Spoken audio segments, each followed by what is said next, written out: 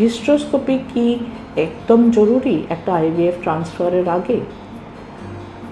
এক কথায় না। আসুন, আমি doctor Suparna Bhattacharya, senior consultant, Nova IVF fertility, এই বিষয়ে একটু আলোচনা করি।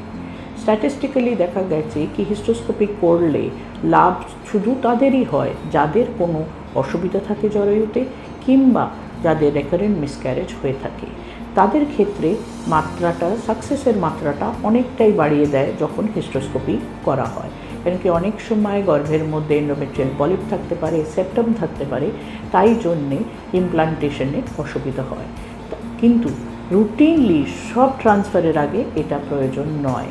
কেন কি প্রথমবার ট্রান্সফার যাদের হচ্ছে তাদের সব রিপোর্ট ভালো আছে আল্ট্রাসাউন্ডের মাধ্যমে, তাদের ক্ষেত্রে রুটিনলি হিস্ট্রোস্কোপি না করলেও চলে।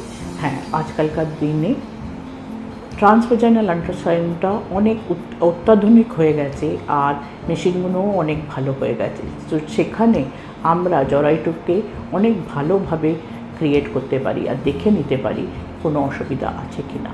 কিন্তু কিছু কিছু ক্ষেত্রে যেখানে কিছু ডিফেক্ট পাওয়া যায়, সেখানে হিস্ট্রোস্কোপি করে নিলে সাকসেসটা অনেকটা বেশি হয়।